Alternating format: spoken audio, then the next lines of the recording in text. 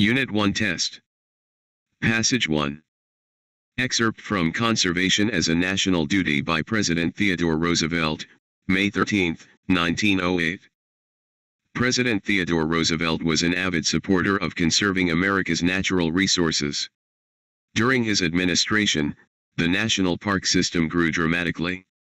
He also created 51 federal bird reserves which eventually became national wildlife refuges. His conservation efforts encompassed over 230 million acres of public land. With the rise of peoples from savagery to civilization, and with the consequent growth in the extent and variety of the needs of the average man, there comes a steadily increasing growth of the amount demanded by this average man from the actual resources of the country. And yet, rather curiously, at the same time that there comes that increase in what the average man demands from the resources, he is apt to grow to lose the sense of his dependence upon nature. He lives in big cities. He deals in industries that do not bring him in close touch with nature. He does not realize the demands he is making upon nature. Savages, and very primitive peoples generally, concern themselves only with superficial natural resources, with those which they obtain from the actual surface of the ground. As peoples become a little less primitive, their industries, although in a rude manner, are extended to resources below the surface. Then, with what we call civilization and the extension of knowledge, more resources come into use, industries are multiplied, and foresight begins to become a necessary and prominent factor in life. Crops are cultivated, animals are domesticated, and metals are mastered. Every step of the progress of mankind is marked by the discovery and use of natural resources previously unused. Without such progressive knowledge and utilization of natural resources, population could not grow, nor industries multiply, nor the hidden wealth of the earth be developed for the benefit of mankind. From the first beginnings of civilization, on the banks of the Nile and the Euphrates, the industrial progress of the world has gone on slowly, with occasional setbacks, but on the whole steadily, through tens of centuries to the present day. It never does advance by jumps, gentlemen. It always goes slowly. There are occasional setbacks, but on the whole it goes steadily. Question 1, 4 points. Throughout the world, peoples who rely on hunting and gathering for their food possess a rich knowledge of their habitats. Given this fact, which statement from the excerpt is most clearly false? A. Savages, and very primitive peoples generally, concern themselves only with superficial natural resources, with those which they obtain from the actual surface of the ground. B. And yet, rather curiously, at the same time that there comes that increase in what the average man demands from the resources, he is apt to grow to lose the sense of his dependence upon nature. C. With what we call civilization and the extension of knowledge, more resources come into use, industries are multiplied, and foresight begins to become a necessary and prominent factor in life. Question 2, 4 points. Reread these sentences from the passage. As peoples become a little less primitive, their industries, although in a rude manner, are extended to resources below the surface. Then, with what we call civilization and the extension of knowledge, more resources come into use, industries are multiplied, and foresight begins to become a necessary and prominent factor in life. How does Roosevelt use the rhetorical device of enumeration to advance his purpose? A. To explain how, as civilizations develop, they use more natural resources. B. To show that civilized people understand and use natural resources more efficiently. C. To explain that industry uses more natural resources than any other endeavor. Passage 2. Excerpt from Conservation as a National Duty by President Theodore Roosevelt, May 13, 1908. President Theodore Roosevelt was an avid supporter of conserving America's natural resources. During his administration, the national park system grew dramatically. He also created 51 federal bird reserves which eventually became national wildlife refuges. His conservation efforts encompassed over 230 million acres of public land. The natural resources can be divided into two sharply distinguished classes accordingly as they are or are not capable of renewal. Mines, if used, must necessarily be exhausted. The minerals do not and cannot renew themselves. Therefore, in dealing with the coal, the oil, the gas, the iron, the metals generally, all that we can do is to try to see that they are wisely used. The exhaustion is certain to come in time. We can trust that it will be deferred long enough to enable the extraordinarily inventive genius of our people to devise means and methods for more or less adequately replacing what is lost, but the exhaustion is sure to come. The second class of resources consists of those which can not only be used in such manner as to leave them undiminished for our children, but can actually be improved by wise use. The soil, the forests, the waterways come in this category. Everyone knows that a really good farmer leaves his farm more valuable at the end of his life than it was when he first took hold of it. So with the waterways.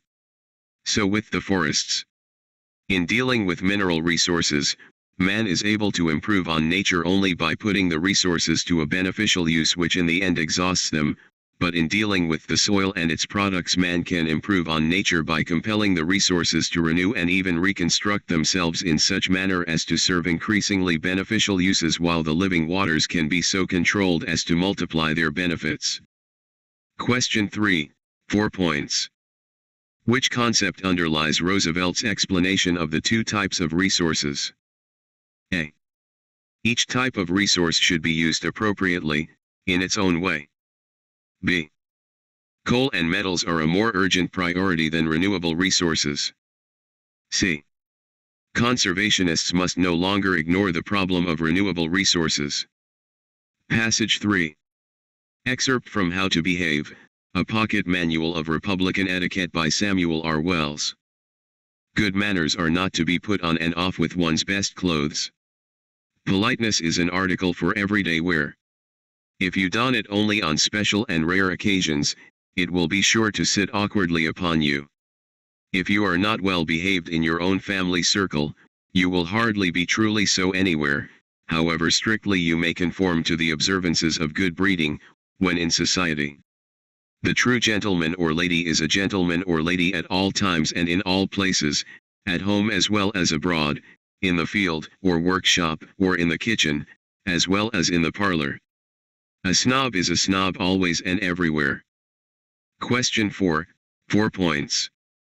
What is the author's purpose in this passage? A. To convince people to freely express their emotions. B. To persuade people to demonstrate good manners at all times. C. To encourage people to embrace the feeling of superiority over others. Passage 4. Excerpt from How to Behave, a Pocket Manual of Republican Etiquette by Samuel R. Wells. American children, we are sorry to be obliged to say it, are not, as a general rule, well behaved. They are rude and disrespectful, if not disobedient. Through whose fault comes this state of things? American boys and girls have naturally as much good sense and good nature as those of any other nation, and, when well trained, no children are more courteous and agreeable. The fault lies in their education. In the days of our grandfathers, children were taught manners at school, a rather rude, backwoods sort of manners, it is true, but better than the no manners at all of the present day. We must blame parents in this matter rather than their children. If you would have your children grow up beloved and respected by their elders as well as their contemporaries, teach them good manners in their childhood. The young sovereign should first learn to obey, that he may be the better fitted to command in his turn. Question 5, 4 points. Which statement in the excerpt uses fallacious reasoning? A. We must blame parents in this matter rather than their children, because people's faults cannot be blamed on other people. B. If you would have your children grow up beloved and respected by their elders as well as their contemporaries, teach them good manners in their childhood, because older people's opinion of younger people is not important. C.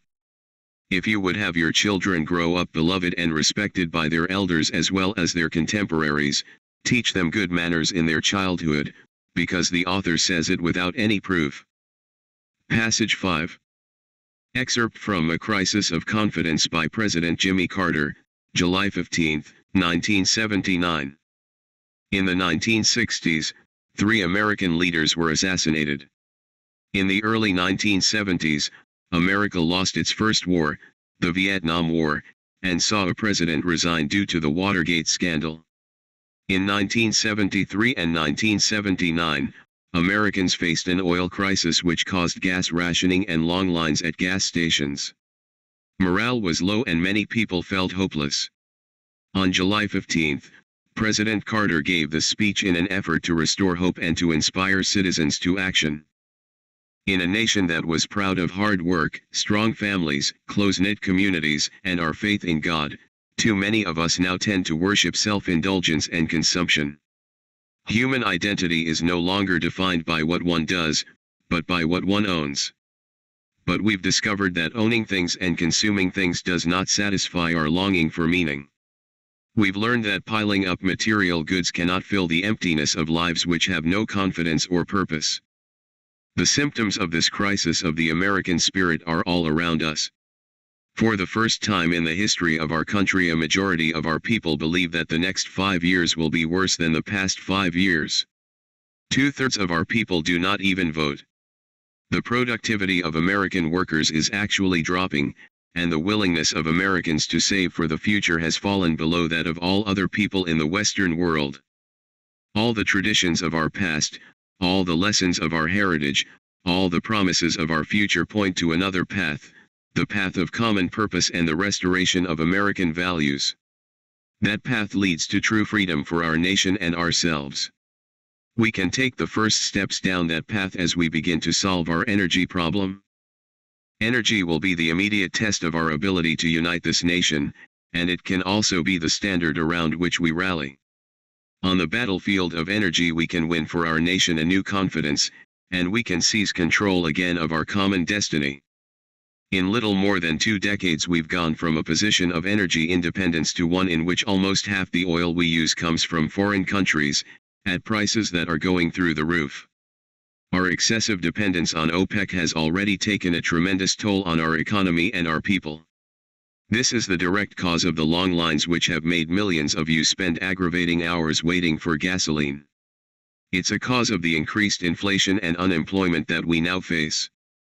This intolerable dependence on foreign oil threatens our economic independence and the very security of our nation. The energy crisis is real. It is worldwide. It is a clear and present danger to our nation.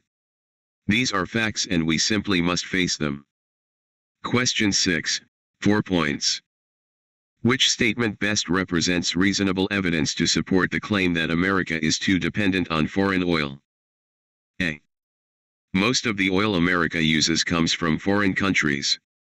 B. The oil crisis isn't just America's problem, it is a worldwide problem. C. An effort to reduce America's dependence on oil will unite our nation. Question 7, 4 points. Which quotation about America's low morale is based on fallacious reasoning? A. For the first time in the history of our country, a majority of our people believe that the next 5 years will be worse than the past 5 years. B. On the battlefield of energy we can win for our nation a new confidence, and we can seize control again of our common destiny. C.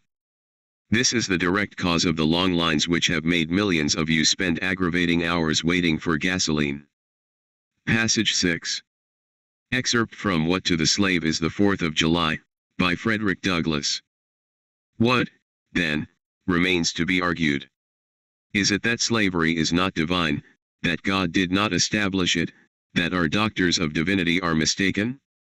There is blasphemy in the thought. That which is inhuman cannot be divine. Who can reason on such a proposition? They that can, may, I cannot. The time for such argument is past. At a time like this, scorching irony, not convincing argument, is needed. Oh!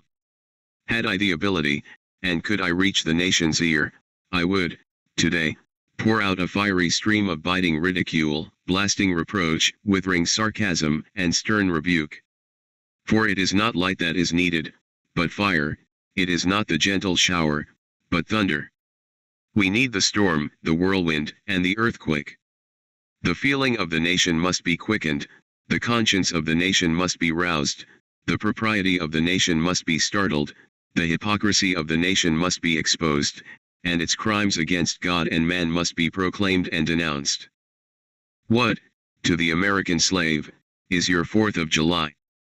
I answer, a day that reveals to him, more than all other days in the year, the gross injustice and cruelty to which he is the constant victim.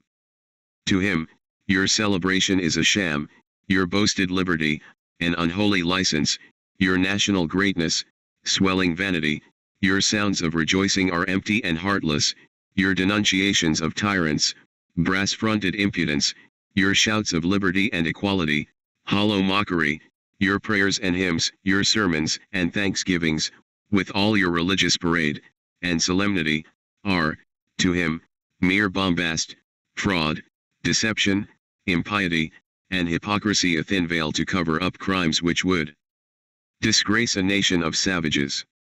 There is not a nation on the earth guilty of practices more shocking and bloody than are the people of these United States at this very hour. Question 8, 4 points. Reread this example of rhetoric from the passage. To him, your celebration is a sham, your boasted liberty, an unholy license, your national greatness, swelling vanity, your sounds of rejoicing are empty and heartless, your denunciations of tyrants, brass-fronted impudence, your shouts of liberty and equality, hollow mockery, your prayers and hymns, your sermons and thanksgivings, with all your religious parade. Which statement best describes how this use of rhetoric affects the speech? A. By using similar phrasing, the speaker links one part of the speech to another. B. By repeating words, the speaker creates a dramatic delivery to emphasize an important point. C. Using phrases related to the same subject refocuses interest on the original topic. Passage 7. Excerpt from What to the Slave is the 4th of July, by Frederick Douglass. Fellow citizens, pardon me, allow me to ask, why am I called upon to speak here today? What have I, or those I represent, to do with your national independence? Are the great principles of political freedom and of natural justice, embodied in that Declaration of Independence, extended to us? And am I, therefore, called upon to bring our humble offering to the national altar, and to confess the benefits and express devout gratitude for the blessings resulting from your independence to us? Would to God, both for your sakes and ours, that an affirmative answer could be truthfully returned to these questions. Then would my task be light, and my burden easy and delightful. For who is there so cold, that a nation's sympathy could not warm him? Who so obdurate and dead to the claims of gratitude, that would not thankfully acknowledge such priceless benefits? Who so stolid and selfish, that would not give his voice to swell the hallelujahs of a nation's jubilee, when the chains of servitude had been torn from his limbs? I am not that man. In a case like that, the dumb might eloquently speak, and the lame man leap as an hart. But, such is not the state of the case. I say it with a sad sense of the disparity between us. I am not included within the pale of this glorious anniversary. Your high independence only reveals the immeasurable distance between us. The blessings in which you, this day, rejoice, are not enjoyed in common. The rich inheritance of justice, liberty, prosperity, and independence, bequeathed by your fathers, is shared by you, not by me. The sunlight that brought life and healing to you, has brought stripes and death to me. This 4th of July is yours, not mine. You may rejoice, I must mourn. To drag a man in fetters into the grand illuminated temple of liberty, and call upon him to join you in joyous anthems, were inhuman mockery and sacrilegious irony. Do you mean, citizens, to mock me, by asking me to speak today? If so, there is a parallel to your conduct. And let me warn you that it is dangerous to copy the example of a nation whose crimes, lowering up to heaven, were thrown down by the breath of the Almighty, burying that nation in irrecoverable ruin. I can today take up the plaintive lament of a peeled and woe-smitten people. By the rivers of Babylon, there we sat down. Yeah. We wept when we remembered Zion. We hanged our harps upon the willows in the midst thereof. For there, they that carried us away captive, required of us a song, and they who wasted us required of us mirth, saying, Sing us one of the songs of Zion. How can we sing the Lord's song in a strange land? If I forget thee, O Jerusalem, let my right hand forget her cunning. If I do not remember thee, let my tongue cleave to the roof of my mouth. Fellow citizens, above your national, tumultuous joy, I hear the mournful wail of millions, whose chains, heavy and grievous yesterday, are, today, rendered more intolerable by the jubilee shouts that reach them. If I do forget, if I do not faithfully remember those bleeding children of sorrow this day, may my right hand forget her cunning, and may my tongue cleave to the roof of my mouth. To forget them, to pass lightly over their wrongs, and to chime in with the popular theme, would be treason most scandalous and shocking, and would make me a reproach before God and the world. My subject, then fellow citizens, is American slavery. I shall see, this day, and its popular characteristics, from the slave's point of view. Standing, there, identified with the American bondman, making his wrongs mine, I do not hesitate to declare, with all my soul, that the character and conduct of this nation never looked blacker to me than on this 4th of July. Whether we turn to the declarations of the past, or to the professions of the present, the conduct of the nation seems equally hideous and revolting. America is false to the past, false to the present, and solemnly binds herself to be false to the future. Standing with God and the crushed and bleeding slave on this occasion, I will, in the name of humanity which is outraged, in the name of liberty which is fettered, in the name of the Constitution and the Bible, which are disregarded and trampled upon, dare to call in question and to denounce, with all the emphasis I can command, everything that serves to perpetuate slavery, the great sin and shame of America. I will not equivocate, I will not excuse, I will use the severest language I can command, and yet not one word shall escape me that any man, whose judgment is not blinded by prejudice, or who is not at heart a slaveholder, shall not confess to be right and just. Question 9, 4 points. How does Douglas use a biblical allusion to advance his purpose? A. To compare how the slaves feel to strangers in a foreign land. B. To show Americans the inappropriateness of their behavior. C. To illustrate how the slaves suffer like the ancient captive people. Question 10, 4 points. Would you like 4 points for completing this test? Yes.